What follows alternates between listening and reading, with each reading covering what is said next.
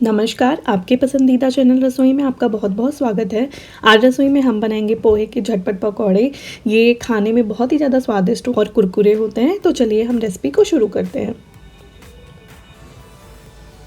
पोहे के पकौड़े बनाने के लिए मैंने यहाँ पे लिया है 1.5 कप पोहा और मैंने 1 कप पानी में इसे जो है भिगो के 10 से 15 मिनट के लिए छोड़ दिया है। तो देखिए मैंने यहाँ पे 1 कप पानी इसमें ऐड कर लिया है।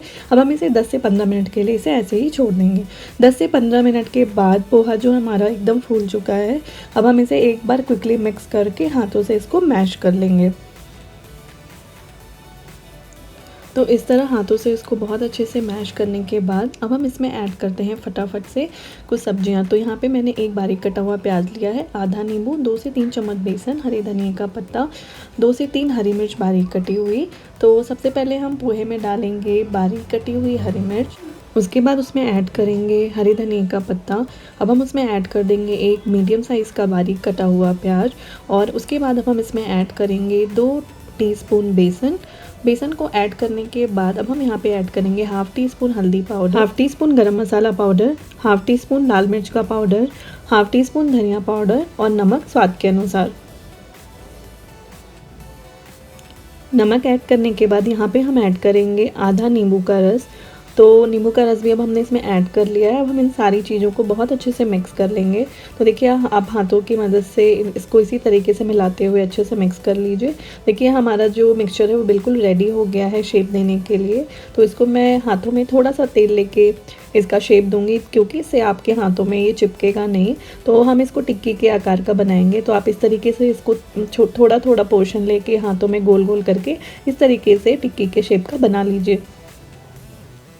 अगर आपको पसंद है तो आप यहाँ पे उबले हुए आलू को भी ऐड करके इसको इसी तरीके से बना सकते हैं। ये खाने में बहुत ही कुरकुरा बनता है और बहुत ही स्वादिष्ट होता है। आप इसको कभी भी बना सकते हैं। ये बहुत ही अच्छी रेसिपी है, पकौड़े जैसी लगती है, बहुत क्रिस्पी है, ये सबको बहुत पसंद आएगी। तो देखिए इसी तरीके से मैंने जो है सारे मिक्सचर को शेप दे के रेडी कर लिया है। आप चाहिए तो आप अपने पसंद के हिसाब से इसको गोल बना सकते हैं, इसको फिंगर चिप्स की तरह भी बना सकते हैं, आप की अपनी पसंद के ऊपर है। तो देखिए इस तरीके से मेरा सारा जो है पकौड़े जो है रेडी हो गए हैं।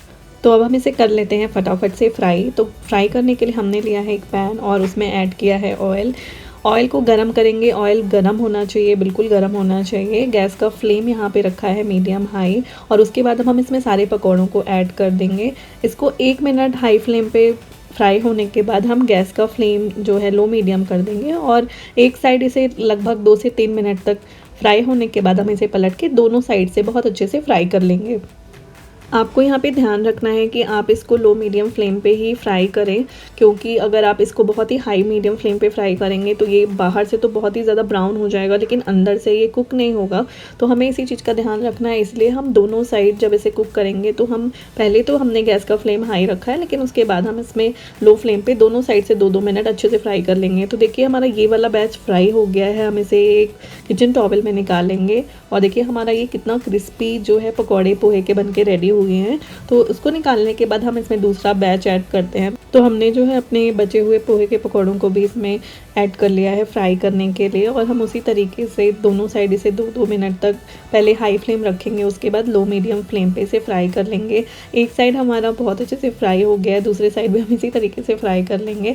और देखिए ये हमारा जो है बिल्कुल रेडी हो गया है पकौड़े बन के। तो हम इसे प्लेट में निकाल लेते हैं। आप इसको हरी चटनी के साथ, सॉस के साथ अपनी पसंद के हिसाब से खाइए। ये बहुत ज़्यादा कुरकुरा बनता है और ये खाने में बहुत स्वादिष्ट है।